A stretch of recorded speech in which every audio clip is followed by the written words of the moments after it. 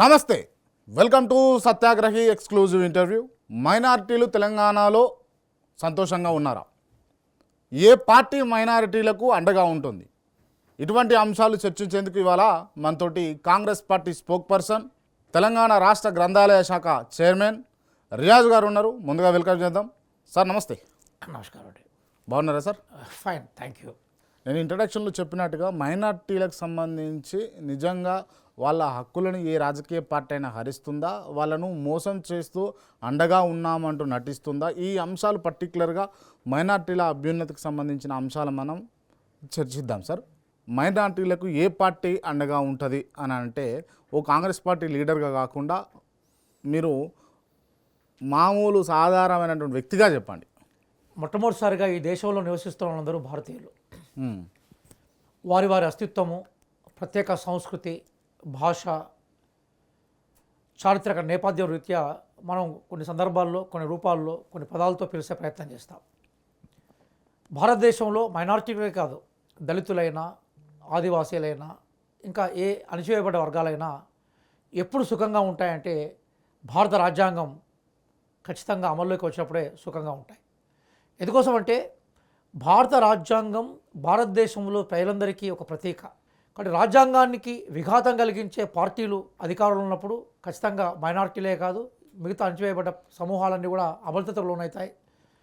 జీవితంలో పోరాటమే, ఆ పోరాటంలో అలసిపోవడమే, పోరాటంలో ప్రధానంగా ఓడిపోవడమో గెలవడమో జరుగుతూ ఉంటుంది. రాజ్యాంగాన్ని రక్షించే పార్టీ అధికారంలో ఉన్నప్పుడు సహజంగా మైనారిటీలు కానీ మిగతా అణచివేయబడ్డ వర్గాలు కానీ ఆనందంగా ఉండే అవకాశం ఉంటుంది. కాబట్టి ఈరోజు నేను ఒక యూనివర్సిటీ స్థాయి అధ్యాపకుడిగా గతంలో పనిచేశాను.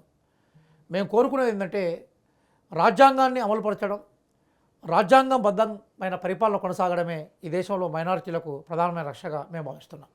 రైట్. కాంగ్రెస్ పార్టీ వైపు మైనార్టీలు ఉన్నారా అని స్ట్రేట్గా మిమ్మల్ని అడిగితే ఏం చెప్తారు? ఏ సమూహమైనా కూడా ఏకచిత్రాధిపత్యంగా గుత్తాగా గంపగుత్తాగా ఒకవైపు ఉండదు. అంటే సహజంగా ఇది మనకి ఒక తప్పుడు ప్రచారం, ఫాసిస్టులు చేసే తప్పుడు ప్రచారం. అంటే ఈ మొత్తం ఈ సమూహం అంతా వీళ్ళ వెనుక ఉంటారు, ఈ సమూహం అంతా ఈ వెనుక ఉంటుంది. ఏ సమూహం కూడా ఎవరి వెనుక ఉండరు. సమూహం సందర్భాన్ని బట్టి, అస్తిత్వాన్ని బట్టి, అవసరాన్ని బట్టి, అట్లాగే వాళ్ళకున్న ఆశయాలు, లక్ష్యాలను బట్టి సమూహాలు మారుతూ ఉంటాయి. కాబట్టి మైనారిటీలంతా గంపగుత్తగా కాంగ్రెస్ పార్టీ వెనుకనే ఉంటారు, ఉండాలని కూడా నేను కోరుకునేవాడిని కాదు. ఎస్, మైనారిటీలకు సంబంధించి కానీ మిగతా అణచివేయబడ్డ వర్గాలకు కానీ కాంగ్రెస్ పార్టీ సహజంగా రక్షణ ఇచ్చినప్పుడు, కాంగ్రెస్ పార్టీ వల్ల శ్రేయస్సు కోసం పనిచేసినప్పుడు కాంగ్రెస్ పార్టీ ఆదరిస్తారు. ఒకవేళ ఏ రాజకీయ పార్టీ అయినా వాళ్ళకు సంబంధించిన విషయాలమే పట్టించుకున్నప్పుడు వాళ్ళు మారుతూ ఉంటారు. కొంచెం మైనారిటీలందరూ గంపగుత్తాగా ఒకటే పార్టీ అనుకుంటారనే వాదన ఏదైతుందో అది సరైన వాదన కాదు. అసెంబ్లీ ఎన్నికలలో మైనార్టీలు కాంగ్రెస్ పార్టీకి సపోర్ట్ చేసిర్రా? అసెంబ్లీ ఎన్నికల్లో కాదు, ఏ ఎన్నికల్లో కూడా గంపగుత్తాగా ఒకే వైపు ఉంటారని చెప్తున్నాను. అయితే జనరల్గా అసెంబ్లీ ఎన్నికల సందర్భంలో నాకు తెలిసి ఈ దేశంలో అంటే ప్రధానంగా తెలంగాణ రాష్ట్రంలో ఉండే ముస్లిం ఓటింగ్ కానీ, క్రైస్తవ ఓటింగ్ కానీ, అంటే రిలీజియస్ మైనారిటీస్, అంటే మైనారిటీస్ చాలా రూపంలో ఉంటారు. మైనారిటీ గ్రూప్ అంతా కూడా సమూహంగా ఒకటే వైపు ఓట్లేస్తారనే వాదన రైట్ కాదు. ఆ వాదన మైనారిటీలకు చేటు చేసే ప్రయత్నం చేస్తుంది. ఎందుకోసం అంటే మైనారిటీలను చూపెట్టి మెజారిటీ అంతా తమ వెనక వేసుకునే రాజకీయ పార్టీలకు బెయిల్ చేస్తూ ఉంటుంది. కాబట్టి అసెంబ్లీ ఎలక్షన్లో కాదు, ఏ ఎలక్షన్లోనే కూడా మొత్తం గోల్ గుత్తాగా గంపగుత్తాగా ఒకే వైపు ఓట్లు వేస్తారనే వాదన నేను ఏకీభవించాను. రైట్. అంటే క్లియర్గా మైనార్టీలు అందరూ కూడా గత 10 ఏళ్ల కింద ఉన్నటువంటి బీఆర్ఎస్ ప్రభుత్వ పరిపాలనే బాగుండే, అనవసరంగా కాంగ్రెస్ పార్టీని ఎన్నుకున్నామన్న అపోహ లేకపోతే ఆ వాదన మైనార్టీలలో స్పష్టమవుతుంది అని చెప్పేసి మాకు వినిపించింది. మిమ్మల్ని నేనే ఒక సూటిగా ఒక ప్రశ్న అడుగుతాను. నా సమాధానం మొట్టమొదటిసారి ఎక్కడి నుంచి ఆరంభమైందంటే, రాజ్యాంగబద్ధమైన పరిపాలన, రాజ్యాంగం ఉనికిలో ఉన్నంత కాలం ఈ దేశంలో అణచివేయబడ్డ సమూహాలు, మైనారిటీ సమూహాలు ఏ అవసరాలు, ఏ సమాజాలకైతే ఎక్కువ ఉంటే వాళ్ళు సేఫ్గా ఉంటారని చెప్పాను. సహజంగా జరుగుతున్న అంశం ఏంటంటే, భారతదేశం యొక్క ఎక్స్పీరియన్స్ మనం మొత్తం చూసినప్పుడు రాజ్యాంగబద్ధమైన పరిపాలన కాంగ్రెస్ పార్టీ ఎక్కువగా ఇచ్చిందని మేము విశ్వసిస్తూ ఉన్నాం. ఆ నేపథ్యంలోనే రాజ్యాంగ సంస్థలను విఘాతం కలిగించడం కానీ, రాజ్యాంగ సంస్థలను ధ్వంసం చేయడం కానీ, రాజ్యాంగాన్ని తమకు అనుకూలంగా అమలు చేసే ప్రయత్నం చేయడం కానీ అది ఎన్డీఏ గవర్నమెంట్ బీజేపీ లీడింగ్లో జరిగిన సందర్భం. కాబట్టి ఎప్పుడైతే బీజేపీ లీడింగ్లో ఎన్డీఏ ప్రభుత్వం రాజ్యాంగ విధ్వంసానికి పాల్పడిందో, సహజంగా ఎక్కువగా రాజ్యాంగాన్ని అవసరాన్ని గుర్తించిన సమూహాలు, మైనారిటీలు కావచ్చు, దళితులు కావచ్చు, బీసీలు కావచ్చు, మహిళలు కావచ్చు, మిగతా సమూహాలు కావచ్చు, బీజేపీ వ్యతిరేక ఓటు వైపు మొగ్గు చూపారు. ఆ నేపథ్యంలోనే మన దగ్గర తెలంగాణలో మైనార్టీ సమూహం ఏదైతే ఉందో కాంగ్రెస్ పార్టీ రక్షణ చూశారు. మీరు అన్న క్వశ్చన్లోనే బీఆర్ఎస్ ఏదైతే ఉందో, బీఆర్ఎస్ మనకి గల్లీలో కుస్తీ ఢిల్లీలో దోస్తీనే కదా. మొత్తం 10 సంవత్సరాల పార్లమెంట్ మనం చరిత్ర చూసినప్పుడు లోక్సభలో కానీ రాజ్యసభలో కానీ ప్రతి బిల్లును సపోర్ట్ చేశారు. అట్లాగే రైతుల మీద రథాలు నడిపించినప్పుడు కూడా నీకు బీఆర్ఎస్కు సంబంధించిన ఎంపీలు ఎక్కడ కూడా క్వశ్చన్ చేసే సందర్భాలు మనకు కనిపించాం. తెలంగాణకు సంబంధించిన bifurcation act 2014 Andhra Pradesh bifurcation act implement చేయనప్పుడు కూడా బీఆర్ఎస్ ఎంపీలు ఎక్కడ సపోర్ట్ చేసే సందర్భాలు. కాబట్టి బీఆర్ఎస్ గల్లీలో కుస్తీ పెట్టినట్టు యాక్షన్ చేసింది, ఢిల్లీలో దోచేసింది. కాబట్టి సహజంగా బీఆర్ఎస్ రైట్. అంటే మోడీ అంటే ఈడీ అంటే మోడీ అని చెప్పేసి మీరు బిలీవ్ చేస్తారా? 100% చేస్తారు కదా. మరి ఆ ఈడీఏ కవితను అరెస్ట్ చేసి జైల్లో పెట్టింది కదా. మరి దాని వెనకాల గల్లీలో కుస్తీ ఢిల్లీలో దోస్తీ అని అంటే అరెస్ట్ చేయకూడదు కదా. అట్లా అంటే 2 విషయాలు చెప్తాను.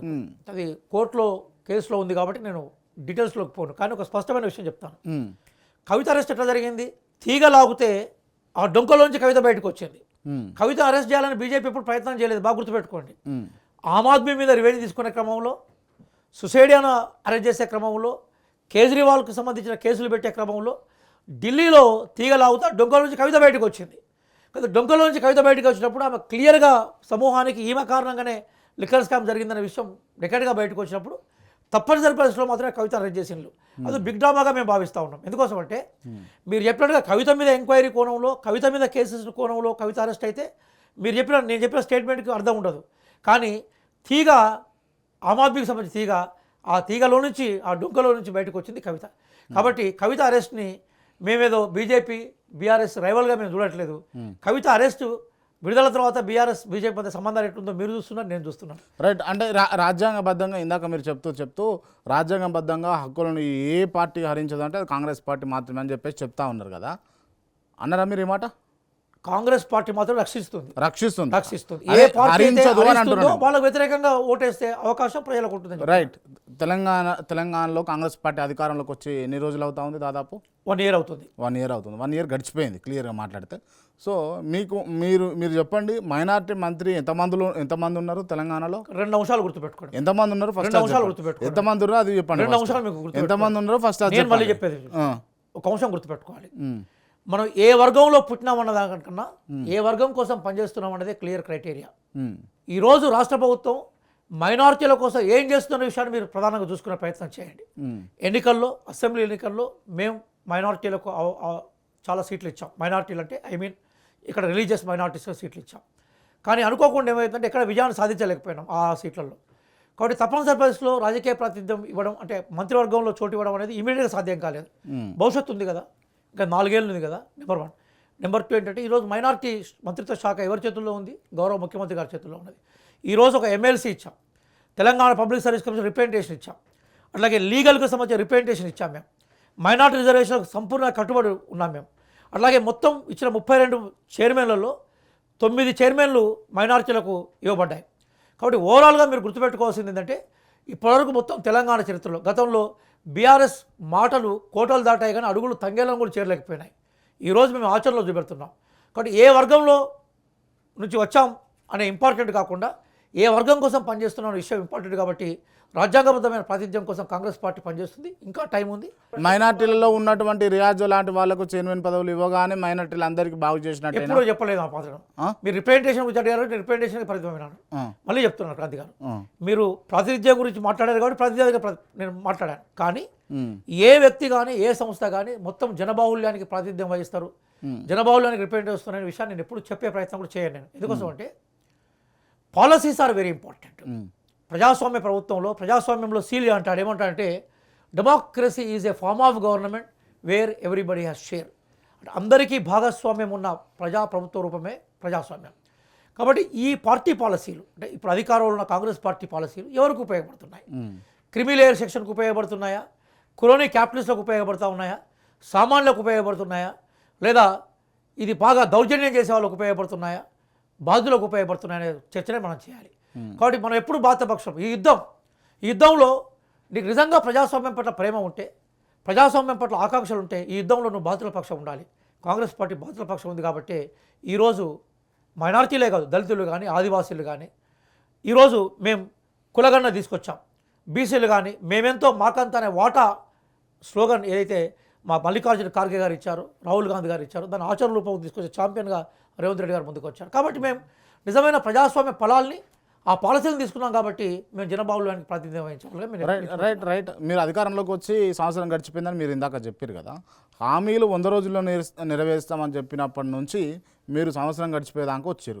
ఇంకనైనా తెలంగాణ ప్రజలు మీరు ఇచ్చినటువంటి హామీలు పొందుతారు అని చెప్పేసి మీరు అనుకుంటారా? భవిష్యత్తు మిమ్మల్ని అడుగుతున్నాను, హామీలు ఎందుకు అమలు కాలేదు అనుకుంటున్నారు? హామీలు ఫీల్డ్ మీద అమలైనయా?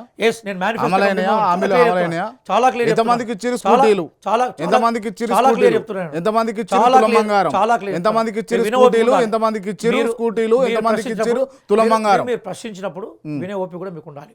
చాలా క్లియర్గా ఏంటంటే నేను మేనిఫెస్టో కమిటీ మెంబర్, నేను మేనిఫెస్టో అంత ఆషామాషిగా రాసేది కాదు. మేము ఏ హామీలను అయితే మేము పొందుపరిచామో వాటి యొక్క ఖర్చు 64,000 కోట్ల రూపాయలు. ఈరోజు రాష్ట్ర బడ్జెట్ 1,50,000 కోట్ల రూపాయలు. కాబట్టి మేము ఖచ్చితంగా హామీలను అమలుపరిచే క్రమంలో పునాదురాలను వేసుకుంటూ పోతున్నాం. మేము ఆ పునాది మీద మేము మెల్లమెల్లగా పునాది రాళ్ళంటే హైడ్రానా, పునాది రాళ్ళంటే పునాది రాళ్ళలో మా ఫిలాసఫీ చాలా ఇంపార్టెంట్. ఎస్ అంటే మీరు అఖిల నాగార్జున సపోర్ట్ చేస్తున్నారా? అఖిల నాగార్జున సపోర్ట్, ఎంతమంది నాగార్జున అఖిల నాగార్జున సపోర్ట్ చేస్తున్నారా? సామాన్యమైన నాగయ్యను సపోర్ట్ చేస్తున్నారా? నాగార్జున ఒక్కటి బూచిగా చూపెట్టి మీరు కొలగొట్టిన అన్ని పేదల బలహీన ఇల్లు పోదామా? మీకు విషయం చెప్తాను క్రాంతి గారు, వెరీ ఇంట్రెస్టింగ్. మాది క్రిమీ లేయర్ సొసైటీకి అనుకూలమైన పార్టీ కాదు, పేదవాళ్ళకి అనుకూలమైన పార్టీ. కాబట్టి హైదరాబాద్ పేదవాళ్ళు ఇల్లు కొలగొడుతారా టార్గెట్ పెట్టుకొని? మళ్ళీ చెప్తున్నాను నేను, మీరు ఏం చేస్తున్నారంటే బేసికల్గా ఎక్కడో అంటే చెరువులు కబ్జా కావడానికి మీరు అంగీకరిస్తున్నారా? చెరువుల మధ్య ఇల్లు కట్టుకోవడానికి మీరు అంగీకరిస్తున్నారా? మూసీ నది మూసివేయడానికి మీరు అంగీకరిస్తున్నారా? మూసీ నది నేను ప్రపంచ యాత్రికుడిగా అనేక దేశాలు తిరిగాను, రీసెర్చ్ స్కాలర్గా. సియాన్ నది ఒడ్డున మనకు అద్భుతమైన ప్యారిస్ కనబడుతుంది, అట్లాగే టైబర్ ఒడ్డున మనకి రోమ్ కనబడుతుంది, అట్లాగే థేమ్స్ నది ఒడ్డున లండన్ కనబడుతూ ఉంటుంది, మాస్కో నది ఒడ్డున మాస్కో కనబడుతూ ఉంటుంది. అద్భుతమైన మూసీ నది ఒడ్డున హైదరాబాద్ ఉండాలి. కానీ అద్భుతమైన మూసీ నది ఏం చేశారు? మొత్తం కలుషితమైన నదిగా మార్చారు. ఒకప్పుడు ముచ్చుకింద నది ఇది, ఎక్కడో అనంతగిరి కొండల్లో నుంచి పుట్టుకొచ్చినది. కాబట్టి హైదరాబాద్కు పునరుజ్జీవనం ఇవ్వాలి మనం. హైదరాబాద్ ఎక్కడ నుంచి వచ్చిందని అన్నారు మీరు? అనంతగిరి కొండల నుంచి. అనంతగిరి కొండలు ఎక్కడ ఉంటాయి? రంగారెడ్డి జిల్లాలో ఉన్నాయి. రంగారెడ్డి జిల్లాలో వికారాబాద్ రైట్. ఆ వికారాబాద్ అడవులన్నింటినీ కూడా రాడార్ పెట్టడానికి మీరు అప్పచెప్పారు. అక్కడ గొంతు నొక్కే ప్రయత్నం చేశారు పూర్తిగా మూసేది, ఇక్కడనేమో మూసి పునరుజ్జీవనం అంటారు. క్రాంతి గారు పాపం మీరు ఒక కన్ను కేటీఆర్ కన్ను ఇంకో కన్ను హరీష్ రావు కన్ను పెట్టుకొని చూస్తున్నట్టు కనబడతా ఉంటుంది మొత్తం పిక్చర్ని. నేనా? మీరు కేటీఆర్ కన్ను హరీష్ రావు కన్ను తీసేసి క్రాంతి కన్నుగా చూస్తే మీకు విషయం కనబడతా ఉంటుంది. విశాలమైన అటవీ సముదాయం అది. విశాలమైన అటవీ సముదాయంలో గతంలో జరగబడ్డ ఒక ఒప్పందాన్ని మేము ఇంప్లిమెంట్ చేసాం. బాగా గుర్తుపెట్టుకోండి మీరు. హైదరాబాద్ జియోగ్రఫికల్గా ఒక అద్భుతమైన లొకేషన్లో నగరం. అందుకోసం డాక్టర్ బిఆర్ అంబేద్కర్ గారు దీన్ని సెకండ్ క్యాపిటల్గా అభివర్ణించారు, సెకండ్ క్యాపిటల్ ఉండాలని చెప్పారు. కాబట్టి తెలంగాణ దగ్గర కనుక రాడార్ స్టేషన్ ఉన్నప్పుడు ఏమైందంటే శత్రు దుర్భేగంగా ఈ ప్రాంతం కనబడే అవకాశం ఉంటుంది, దేశాన్ని రక్షించాల్సిన బాధ్యత మీద ఉంటుంది. కాబట్టి కొంత ప్రాంతాన్ని గతంలో ఉన్న ఒప్పందం మీద దాన్ని బయటకు కూడా తీసుకొచ్చాం. కాబట్టి దేశ అవసరాల రీత్యా భద్రత రీత్యా మేము తీసుకున్నాం.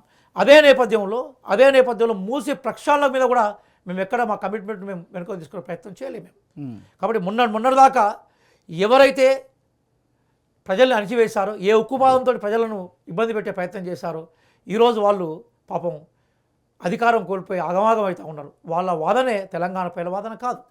తెలంగాణ ప్రజలు విశాలమైన దృక్పథంతో ఉన్నవాళ్ళు. తెలంగాణ ప్రజలు ప్రకృతి ప్రేమికులు. ఇంకో విషయం చెప్తాను, మన దగ్గర వీఆర్ ప్యాగన్స్, మన దగ్గర ప్రకృతి మాతల్ని పూజిస్తూ ఉంటాం మనం. ఎల్లమ్మ తల్లిని పూజిస్తాం. ఎల్లమ్మ తల్లి అంటే గ్రామం యొక్క ఇళ్లను రక్షించే తల్లి ఎల్లమ్మ తల్లి. ప్యాగన్స్ మనం ప్రకృతిని ప్రేమించే వాళ్ళం. కాబట్టి తెలంగాణ ప్రజల అభిష్టానికి అనుగుణంగానే తెలంగాణ ప్రభుత్వం ముందుకు పోయే ప్రయత్నం చేస్తుంది. కాబట్టి అది మూసినదైనా మరేదైనా రక్షించే ప్రయత్నం మేము చేస్తాం. దాన్ని భక్షించే వాళ్ళను మీద ఉక్కుపాదం మేము మోపుతాం. మరి మూసి వల్ల హైడ్రా వల్ల చాలామంది పేదలు బడుగులు బలహీన వర్గాలకు చెందినటువంటి వాళ్ళు నష్టపోయారు కదా, వాళ్ళ నష్టాన్ని మీరు ఎట్లా పూరిస్తారు? కలెక్టర్లను గుర్రం మీద కూర్చోబెట్టి పొడదండలు ఇచ్చి ఊరేగింపు చేసుకున్న బాధితులు మీరు ఉన్నారు. ఎందుకోసం అంటే మురికూపాల్లో కోహరెళ్తున్న ప్రజల్ని నిర్మాణంలో ఉన్న గృహాల్లోకి మేము తీసుకొచ్చే ప్రయత్నం చేస్తున్నాం. రేపు మేము కేటాయించే ఇందిరమ్మ ఇళ్లలో కూడా వాళ్ళకు మేము అవకాశాలు ఇస్తాం. Yes agree. అంటే 60 లక్షలు 50 లక్షలు కోట్ల రూపాయలు ఉన్నటువంటి ఇల్లును తొలగించి మీరు 15 లక్షలు 10 లక్షలు ఇల్లు ఇవ్వడం ఎంతవరకు కరెక్ట్? అంటే మీరు వినాలి. అదేంటంటే మొట్టమొదటిసారిగా హైదరాబాద్ నగరం యొక్క సంతులిత అభివృద్ధిని, ఈస్థెటిక్ సెన్స్ని మనం రక్షించాలి. Hyderabad is not only for the present generation, Hyderabad is for future generation నినాదాన్ని మనం తీసుకురావాలి. భవిష్యత్ తరాల కోసం హైదరాబాద్ తీసుకురావాలి. ఆ క్రమంలో అక్కడక్కడ ఏ ప్రజలైతే తమ ఇండ్లను కోల్పోయినారో, లేదా ఎక్కడెక్కడైతే ఇబ్బందులకు గురైనారో ఖచ్చితంగా ప్రభుత్వం వాళ్ళని ఐడెంటిఫై చేసింది. దాని మీద అద్భుతమైన సర్వే తీసుకొచ్చింది. ఆ సర్వేలో కుటుంబాలను ఐడెంటిఫై చేసింది. ఆ కుటుంబాలను ఎక్కడెక్కడైతే మేము వాళ్ళను షెల్టర్ ఇవ్వాలో ఆ ప్రయత్నం కూడా మేము చేశాం. ఎస్ అగ్రి, మీలాంటి మిత్రులు అడగడం వల్ల, మీలాంటి మిత్రులు ప్రశ్నించడం వల్ల మేము దాన్ని ఆస్వాదిస్తున్నాం. దాన్ని మేము ఆచరణలో తీసుకొచ్చే ప్రయత్నం చేస్తున్నాం. కాంగ్రెస్ పార్టీ ప్రశ్న ఎప్పుడు అనదొక్కే ప్రయత్నం చేయలేదు. కానీ కాంగ్రెస్ జర్నలిస్టుల పార్టీ మీద దాడులు చేస్తారు, ప్రశ్నించే వాడిని జైల్లో పెడతారు. మిమ్మల్ని పాపం అంటే చాలా అమాయకంగా మీరు అడుగుతున్నారు, లేదా అడగాలని అడుగుతున్నారు, నాకు అర్థం కావట్లేదు. కేసీఆర్కి సంబంధించిన యుగం మీకు ఒక్కసారి కళ్ళ ముందుకు వచ్చింది. ఇప్పుడు కాంగ్రెస్ పార్టీలో ఉన్నాం సార్ క్రాంతి గారు. కేసీఆర్ యుగం పోయింది. అర్ధరాత్రి తలుపులు బద్దలు కొట్టుకొని మేధావులను బయటకు వచ్చే అది కానీ మాలాంటి ఉద్యమకారులు వినండి సార్ వినండి, మాలాంటి ఉద్యమకారులను అంచివేసే సందర్భం కానీ, అసలు ప్రజలకు అందుబాటు లేకుండా ఎక్కడో ఫామ్ హౌస్లో దాక్కున్న నాయకుల గురించి కానీ ప్రజలు అసహించుకున్నారు కదా, చెప్పబెట్టినారు కదా. కాంగ్రెస్ పార్టీ ఒక ప్రజాస్వామ్య పార్టీ, కాంగ్రెస్ పార్టీ ప్రశ్నించే పార్టీ, కాంగ్రెస్ పార్టీ ప్రశ్నను గౌరవించే పార్టీ. కాబట్టి మొట్టమొదటిసారిగా కాంగ్రెస్ పార్టీ అధికారంలో వచ్చిన వెంటనే మమ్మల్ని అడిగింది ఏంటంటే మీరేమి ఇవ్వబోతున్నారు. మొన్న కూడా మా గౌరవ ముఖ్యమంత్రి, మా పిసిసి ప్రెసిడెంట్ అడిగింది ఏంటంటే మీరేమి ఇచ్చారు. We have given breath. ప్రజలకు ఊపిరి పీల్చుకునే అవకాశం ఇచ్చాం, ప్రశ్నించే అవకాశం ఇచ్చాం, ఆలోచించే అవకాశం ఇచ్చాం. ఇప్పుడు అప్పుల కుప్ప అయింది, అప్పులు చేసిపోయారు, అప్పులే ఉన్నాయి తెలంగాణలో మొత్తం అని చెప్పేసి చెప్తున్నటువంటి కాంగ్రెస్ పార్టీ ఆనాడు బడ్జెట్ ప్రవేశపెడుతున్నప్పుడు, బడ్జెట్ అంశాలు చర్చిస్తున్నప్పుడు కాంగ్రెస్ నాయకులు ఎందుకు సపోర్ట్ చేయలేదు, ఎందుకు ఊకే ఈ అంశాన్ని లేవనెత్తుతా ఉన్నారంటే? మిమ్మల్ని నేను ఒకటే ప్రశ్న అడుగుతున్నాను. 2014లో తెలంగాణ బడ్జెట్ దాదాపుగా 17,000 మిగులు బడ్జెట్తో ఉన్నది తెలంగాణ. ఈరోజు 7 లక్షల అప్పులతో ఉన్న తెలంగాణ. అంటే తెలంగాణ రాష్ట్రాన్ని ఇచ్చేది కాంగ్రెస్ పార్టీ మీరైతే అంగీకరిస్తారు కదా, పార్లమెంట్లో మెజారిటీ పార్టీగా ఉంది కాబట్టి తెలంగాణ ఇవ్వగలిగాం మేము. అప్పుడు తెలంగాణ రాష్ట్రాన్ని అప్పచెప్తున్నప్పుడు ఈ రాష్ట్రం యొక్క మిగులెంత, ఇప్పుడు రాష్ట్రం యొక్క తగులెంత క్లియర్గా అర్థమైంది కదా. అంటే మేము అభివృద్ధి చెందిన రాష్ట్రాన్ని తెలంగాణ రాష్ట్రంగా మేము ఏర్పాటు చేశాం, దాన్ని అప్పుల కుప్పగా మార్చారు, ఇదేం సంశయం లేదు. రెండో విషయం ఏంటంటే టీఆర్ఎస్ స్లోగన్ ఏంటండి, కాంగ్రెస్ ముక్త్ తెలంగాణ కదా. ఏం చేశారు వాళ్ళు, మొత్తం మా దగ్గర నుంచి గెలిచే వాళ్ళందరినీ కబలించే ప్రయత్నం చేశారు కదా. కాబట్టి మేము మా ఉనికిని, మా ఎగ్జిస్టెన్స్ను కాపాడుకునే ప్రయత్నంలో ఉన్నాం. మేము అసెంబ్లీలో మాట్లాడే ప్రయత్నం చేశారా? మనం ఇప్పుడు అసెంబ్లీ రికార్డు తీసుకుందాం. ఇప్పుడు 2 సమావేశాలు జరిగిపోయినాయి కదా, 3వ సమావేశం జరిగింది కదా. అసెంబ్లీ ప్రొసీడింగ్స్ చూస్తే బీఆర్ఎస్ టైంలో అసెంబ్లీ ఎన్ని రోజులు జరిగింది, ఎవరు మాట్లాడారో, ఎవరికి అవకాశం ఇచ్చారో చెక్ చేసుకుందాం మనం. కాంగ్రెస్ టైంలో అసెంబ్లీ ఎవరికి అవకాశం వచ్చింది, ఎవరు మాట్లాడారు, ఎవరు ఎక్కువసేపు సమయాన్ని తీసుకున్నారో చర్చిద్దాం మనం. ఎవరిది ప్రజాస్వామ్యయుతంగా అసెంబ్లీని నడిపిస్తున్నారు, ఎవరు అప్రజాస్వామ్యంగా అసెంబ్లీ నడిపించారనే విషయం బయటకు వస్తుంది కదా. కాబట్టి బీఆర్ఎస్ వాళ్ళకి సంపూర్ణమైన అవకాశం వచ్చింది అసెంబ్లీ మాట్లాడేందుకు. అప్పుడు మాకు ఉన్నదే మేము కొద్దిమందిమి, ఆ కొద్దిమందిని కుప్పకూల్చే ప్రయత్నం చేసింది మీరే కదా. స్వాహ అని చెప్పేసి ముందర స్వాహ చేసే ప్రయత్నం చేసింది కదా.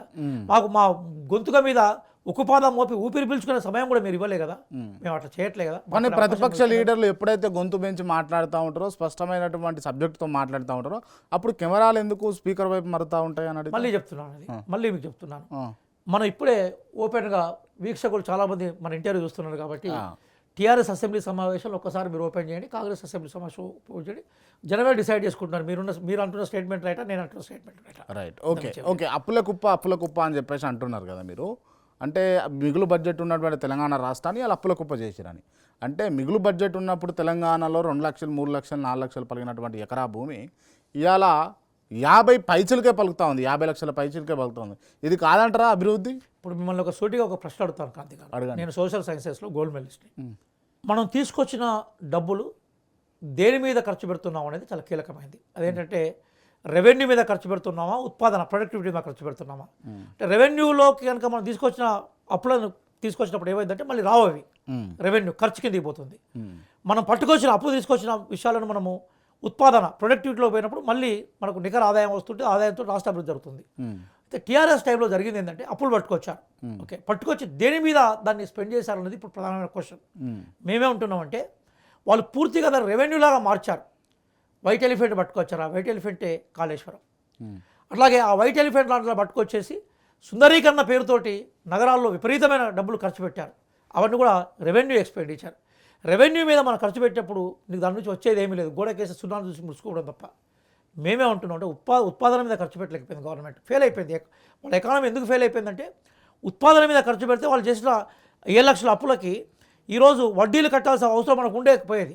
7 లక్షల అప్పులు మనం తీర్చేవాళ్ళం, మిగులు రాష్ట్రంగా రాష్ట్రం ఉండేది. కానీ వాళ్ళు ఏం చేశారంటే ఎకానమీని వాళ్ళు బడ్జెట్ను వాళ్ళు ఏం చేశారంటే తాత్కాలిక ప్రయోజనాల కోసం మాత్రం చూపెట్టారు.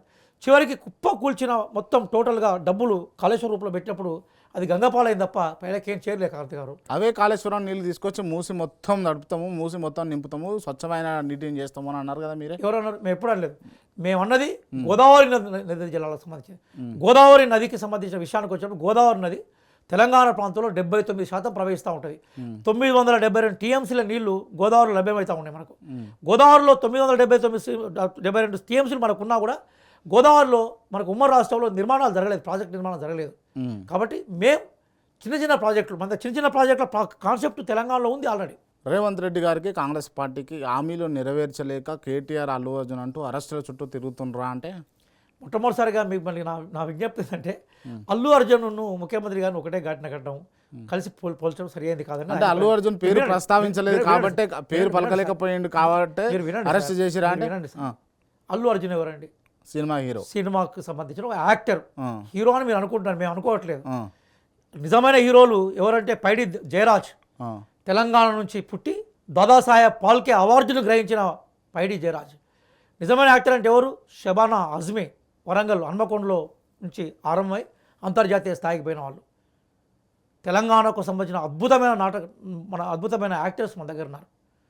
ఇతను ఒక బేసికల్ ఒక కుటుంబం నుంచి బయటకు వచ్చి సొంత డబ్బులతో సినిమాలు తీసుకే అతన్ని హీరోగా మీరు భావించడం నాకే అభ్యంతరం లేదు. కానీ అల్లు అర్జున్కి ముఖ్యమంత్రికి మధ్య ఉండే రైవల్ని ఈక్వల్గా చూపెట్టే కాన్సెప్ట్ రైట్ కాదు. మళ్ళీ చెప్తున్నాను.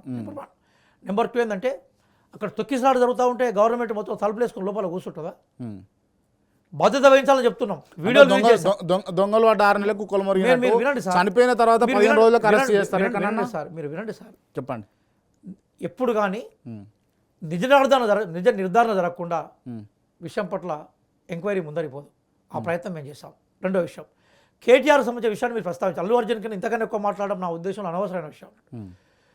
ఆయన తీసింది అవార్డు సినిమాలు కాదు. మిమ్మల్ని అడుగుతున్నాను, జైభీమ్ సినిమా ఉన్నది, మీరు చూసినారు కూడా జైభీమ్ సినిమా. ఇంకో సినిమా పుష్ప సినిమా ఉన్నది. మీరు హానెస్ చెప్పండి క్రాంతి గారు, మీరు ఉద్యమాల నేల నుంచి బయటకు వచ్చిన వాళ్ళు, మీ పేరునే క్రాంతిగా ఉన్నది. జైభీమ్ సినిమాను, పుష్ప సినిమాను ముంగడ పెట్టి మిమ్మల్ని అవార్డు కమిటీ మిమ్మల్ని జడ్జిగా పెడితే మీరు ఎవరికి అవార్డు ఇస్తారు చెప్పండి? క్లియర్ కనబడుతుంది కదా సార్. హానెస్గా మాట్లాడుకుందాం. ఈ రెండోది కేటీఆర్ విషయానికి వస్తే ఏంటంటే వాళ్ళు చేసిన విద్యలన్నీ, వాళ్ళు నేర్పిన విద్యలన్నీ నిరయాక్షగా కనబడతా ఉన్నాయి కదా. ఈరోజు కేటీఆర్ ఎవరి పక్షాన ఉండాలి? బాధితుల పక్షాన ఉండాలి కదా. చనిపోయిన వాళ్ళ దగ్గరపై కుటుంబాన్ని పరామర్శించే ప్రయత్నం చేయలే కేటీఆర్. ఈరోజు అక్కడ వాళ్ళ దోస్తాంతో ఉన్నాడు. వీళ్ళ పెద్ద పెద్ద డైలాగులు కొట్టింది ఎవరు సార్? 1000 ఎకరాల భూములను మేము దున్నుతామని డైలాగులు కొట్టింది ఎవరు? మొత్తం తెలంగాణ వాళ్ళకు కనీసం కెమెరా పట్టుకునే అవకాశం ఇవ్వలేదు డైలాగులు కొట్టింది ఎవరు? మీరే కదా. ఏం చేసిండ్రు 10 ఏళ్లలో? మీరు ఎవరితో తిరిగినారు? మీ దోస్తులు ఎవరు? మీరు రెగ్యులర్గా ఎవరితో కాంటాక్ట్? సాయంత్రం పూట మీరు అందరూ కలిసి ఎక్కడ మాట్లాడుకునేది, ఎక్కడ ఛాయ్ తాగేది, ఎవరితో ఉండేది మనకు తెలియదా? మేమేమంటున్నామంటే ఆర్టికల్ 14 మేము గౌరవిస్తాం, చట్టం ముందు అందరూ సమానం చెప్తాం. ఆ నేపథ్యంలో నిజంగా కేటీఆర్ కనుక స్పందిస్తే మేము సంతోషపడేవాళ్ళం. బాధితుల పక్షాన్ని పెడితే మేము ఎప్పుడు బాధితుల పక్షమే.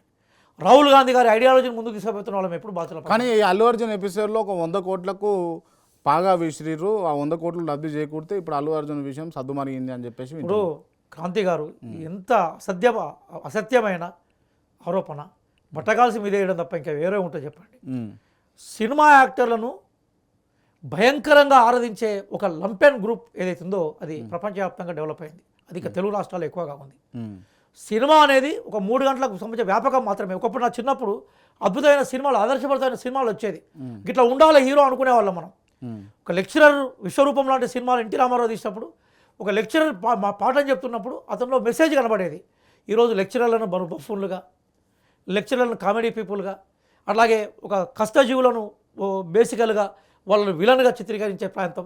అట్లాగే కొన్ని ప్రాంతాలు వరంగల్, నల్లగొండలో ఎవరైతే పుడతారో వాడు విలన్గా చూపెట్టి, ఎవరైతే వేరే ప్రాంతాల్లో పుడతాడో హీరోగా చిత్రీకరించి డైలాగ్ చూపెట్టే సందర్భాలు ఉన్నాయి కదా మనకు. అల్లు అర్జున్ గారు దయచేసి రోజు ఒకసారి న్యూస్ పేపర్ చదవండి. ఇట్లాంటి ఛానల్లో లేదని ఇంటర్వ్యూలో వస్తే చూడండి. ప్రపంచం అంటే ఎంత పెద్దగా ఉంటుంది, ప్రపంచాన్ని ఎవరు పరిపాలిస్తూ ఉంటారు, పరిపాలన వ్యవస్థ అంటే ఎట్లా ఉంటుంది, అధికారాలు ఎట్లా ఉంటాయి, రాజ్యాంగం అంటే ఏంటిది, ముఖ్యమంత్రుల పేర్లు ఏంటి, మంత్రుల పేర్లు ఏంటి అని తెలుసుకునే ప్రయత్నం చేయండి. అంటే ముఖ్యమంత్రి పేరు మళ్ళీ చెప్తున్నాను, అరెస్ట్కు దానికి సంబంధం లేదు. అల్లు అర్జున్ నేను అల్లు అర్జున్కి ఇది చెప్తున్నాను, దయచేసి నువ్వేం ప్రపంచానికి అతీతంగా భూమిని చీల్చుకొని వచ్చినోని కాదు, ఆకాశం నుంచి 10 ఏళ్ళ కింద పడ్డోడి కాదు. పేపర్ చదివాను, ఏం జరుగుతుందో తెలుస్తుంది, లా అండ్ ఆర్డర్ అంటే తెలుస్తుంది. పేపర్ చదివితే నువ్వు ఇమాజిన్ ప్రపంచం బయటకు వచ్చే ప్రయత్నం చేస్తావు. ఆయనే కాదు, అందరూ న్యూస్ పేపర్ చదవాలి.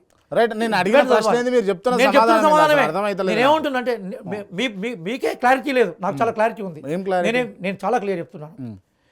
ఒక సామాన్యమైన వ్యక్తుల్ని అత్యంత సుప్రీం హీరోలుగా చూసే కల్చర్ ఏదైతుందో అది ఇంపోజ్ చేయబడతా ఉన్నది, అది సరైనది కాదు. రైట్, రాష్ట్రంలో ఆ ట్యాక్స్ బి ట్యాక్స్ నడుస్తూ ఉందా? ఆ ట్యాక్సెస్కి మీరే నిర్వచనం చెప్పాలి, మీరే నిర్వచనం చెప్పాలి. మీకు తెలుసు కదా. ఈరోజు మీకు చాలా క్లియర్ చెప్తున్నాను సార్, నేను చాలా కాలేజ్ కాంపిటేటివ్ ఎగ్జామ్లో టీచర్గా ఉన్నాను. నేను గర్వంగా చెప్తున్నాను, మొత్తం తెలంగాణలో కొంత ఆంధ్రప్రదేశ్లో కూడా నాకు 1,00,000 మంది విద్యార్థులు ఉంటారు.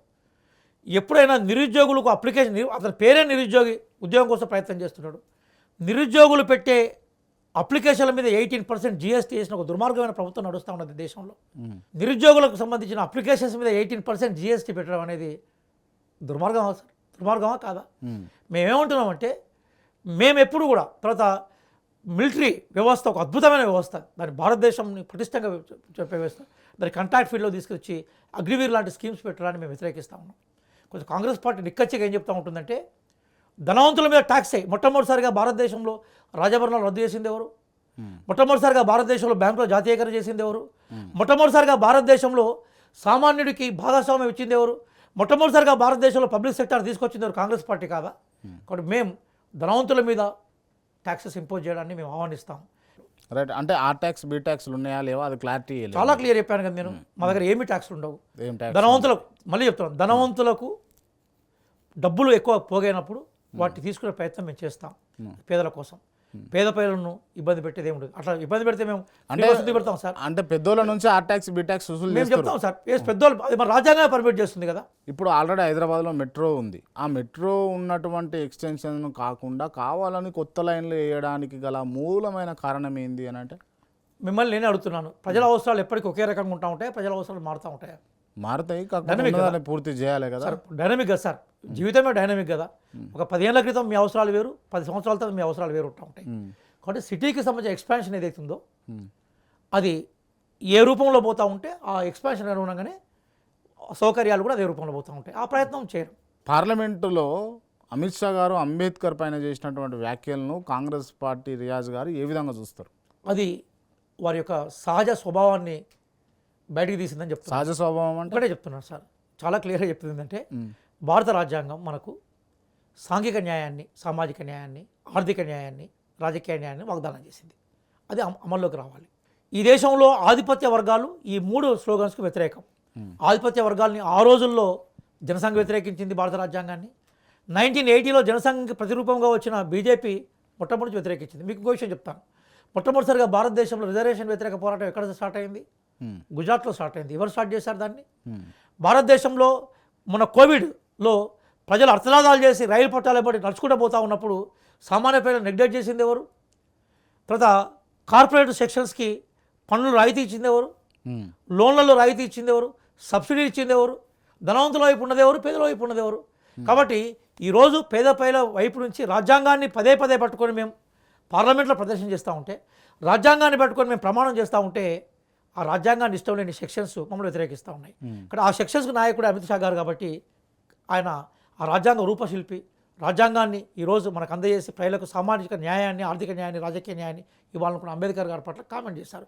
అది వాళ్ళ నేచర్. అది మీరు అంటున్నట్టు సహజ స్వభావం బయటకు వచ్చింది. రైట్, మీరు అంటున్నట్టు అది వాళ్ళ నేచర్ అని అంటారు. కానీ అంబేద్కర్ని ఎప్పుడూ కూడా ఓటు బ్యాంకింగ్గానే వాడుకుంటుంది కాంగ్రెస్ పార్టీ అని అంటే, మిమ్మల్ని నేను ఒక ప్రశ్న అడుగుతున్నాను సార్. నేను ఈ దేశంలో కాంగ్రెస్ పార్టీ మొత్తం స్వతంత్ర ఉద్యమానికి నాయకత్వం వహించింది.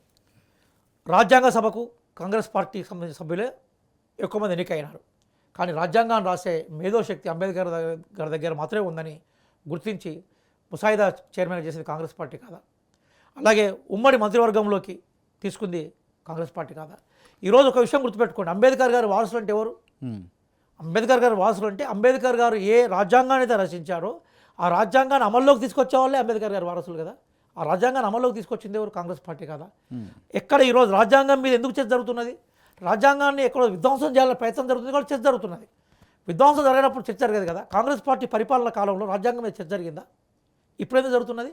విఘాతం కలుగుతుంది, రాజ్యాంగాన్ని ధ్వంసం చేసే ప్రయత్నం జరుగుతుంది కాబట్టి చర్చ జరుగుతుంది. కాబట్టి కానీ 125 అడుగులు ఉన్నటువంటి తెలంగాణలో హైదరాబాద్లో ఉన్నటువంటి విగ్రహానికి, అంబేద్కర్ విగ్రహానికి పూలమాల వేసేటటువంటి దిక్కు అయితే లేదు కాంగ్రెస్ పార్టీ. మిమ్మల్ని అడుగుతున్నాను సార్ నేను, అంటే అంబేద్కర్ గారు విగ్రహాల్లో ఉన్నారా లేదా రాజ్యాంగంలో ఉన్నారా, ప్రజల ఆచరణలో ఉన్నారా, పరిపాలన వ్యవస్థలో ఉన్నారా చెప్తే నేను సంతోషపడతాను. నేను మీరు విగ్రహాలకు అయితే మళ్ళీ చెప్తున్నాను సార్, ఉన్నటువంటి విగ్రహాన్ని గౌరవప్రదంగా చూసుకునే అవకాశం ఉంటుందా? మళ్ళీ చెప్తున్నాను సార్, మేము అంబేద్కర్ గారిని రాజ్యాంగంలో చూస్తాం, అంబేద్కర్ ఆశయాలను మేము ఆచరణలో చూపుతాం. మేము పూలే గారిని ప్రజాభవన్లో చూస్తారా? ప్రజాభవన్లో చూస్తారా? పూలే గారిని ప్రజాభవన్లో చూస్తారా?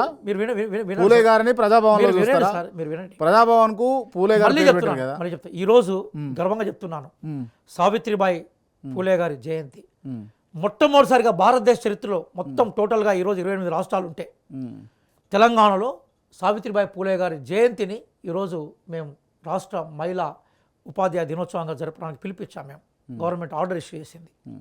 అట్లాగే పూలే గారి ఆశయాలను మనం గౌరవించడం అంటే రాజ్యాంగాన్ని అమలుపరచడమే. కాబట్టి వాళ్ళు గత పరిపాలకులు అంబేద్కర్ గారిని విగ్రహాల్లో చూశారు, మేము రాజ్యాంగంలో ఆచరణ చూపెట్టాం. కాబట్టి ఈరోజు మేము అంబేద్కర్ గారి ఆశయాలకు నిజమైన వారసులుగా ఉన్నాం. మేము ఎక్కడ చూసినా కూడా అంబేద్కర్ గారి విగ్రహాల దగ్గరికే మేము పోతున్నాం, అంబేద్కర్ గారి విగ్రహాల దగ్గర మేము ప్రదర్శనలు చేస్తున్నాం, వాటినే మేము స్ఫూర్తిగా తీసుకున్నాం కదా. కాబట్టి ఈరోజు నిజంగా మరి టీఆర్ఎస్ ఏలియాస్ బీఆర్ఎస్కి అంత చిత్తశుద్ధి ఉంటే అమిత్ షా యొక్క వ్యాఖ్యలకు వ్యతిరేకంగా ఇంకో ధర్నా నాకు చూపెట్టగలుగుతారా? మీరు ఒక స్టేట్మెంట్ వాళ్ళకు చూపెట్టగలుగుతారా? వాళ్ళు బేసికల్గా ఇంకో విషయం కూడా చెప్తున్నాను. మీరు ఆ రోజు కేసీఆర్ గారు తెలంగాణ అనౌన్స్మెంట్ పార్లమెంటు ఆమోదించిన తర్వాత ఆయన ఢిల్లీ నుంచి హెలికాప్టర్ మనకి ఏరోప్లేన్లో దిగి హైదరాబాద్కి వచ్చినప్పుడు ఆర్టికల్ 3 ప్రకారమే తెలంగాణ రాష్ట్రం ఏర్పడింది. కనీసం అంబేద్కర్ దండేసే ప్రయత్నం చేసిండు ఆయన. ఎన్నికల ముందు అంబేద్కర్ రాజకీయ లబ్ధి కోసం వాళ్ళు వాడాలని ప్రయత్నం చేశారు. మేము అంబేద్కర్ ఆశయాలను పూర్తి చేసి ప్రజలకు మేము అచ్చందేశాలని మేము అనుకుంటున్నాం. అది వాళ్ళకు మాకు తేడా సార్. రైట్. ఈ సంక్రాంతికి కొత్త కొలువులు ఇస్తారా ఇయరా అసలు? మీరు 100% ఇస్తాం సార్. మీకు ఒక విషయం చెప్తాను నేను మేనిఫెస్టో మెంబర్గా ఉన్నప్పుడు ఈ కొల్లోకి సంబంధించిన చర్చలో ఉన్నప్పుడు నేను కూడా దాంట్లో ఒక 1 ఆఫ్ ది మెంబర్స్గా ఉండేవాడిని. విశ్వాల కమిటీ 1,91,000 ఉద్యోగాలకు అవకాశాలని చెప్పింది రాష్ట్రం. గతంలో టీఆర్ఎస్ ఏలియాస్ బీఆర్ఎస్ ఏ నోటిఫికేషన్లు అయితే వేసిందో ఒక్క నోటిఫికేషన్ కూడా మేము రద్దు చేయలేదు. ఒకటి రద్దు చేసినాం, వాటి కొత్త రూపంలో తీసుకొచ్చాం. గతానికి సంబంధించిన మొత్తం నోటిఫికేషన్లకు సంబంధించిన ఎగ్జామ్స్ కండక్ట్ చేశాం, ఉద్యోగాలు ఇచ్చాం, ఉద్యోగ పత్రాలను భారీ బహిరంగ సభలో ఇచ్చాం. మేము ఇప్పుడు కొత్త క్యాలెండర్ని జనవరి నుంచి మేము ఇంప్లిమెంట్లో తీసుకొస్తున్నాం. ఒక చిన్న అంశం ఏంటంటే మన దగ్గర దశాబ్దాల తరబడి ఎస్సీ వర్గీకరణకు సంబంధించిన ఉద్యమం జరుగుతూ ఉన్నది. ఆ ఉద్యమ ఫలాలు కూడా ప్రజలకు ఇవ్వాల్సిన అవసరం ఉన్నది. కాబట్టి దాని మీద దామోదర్ రాజనరసింహ గారి ఆధ్వర్యంలో కమిటీ వేశాం. ఆ కమిటీ నివేదిక కూడా దాదాపుగా పూర్తయినట్టుగా తెలుసు. వితిన్ షార్ట్ పీరియడ్లో ఆ నివేదిక వచ్చిన తర్వాత వర్గీకరణ మీద ప్రభుత్వం ఒక సూత్రప్రాయమైన నిర్ణయం తీసుకున్న తర్వాత నోటిఫికేషన్ల పరపర కొనసాగుతుంది. ఇదంతా దాదాపుగా ఒక 30 రోజుల్లో జరుగుతుందని మేము భావిస్తున్నాం. నోటిఫికేషన్లు ఇస్తాం సార్, నోటిఫికేషన్లు ఇస్తాం, పక్కా ఇస్తాం సార్. రైట్. ఓకే.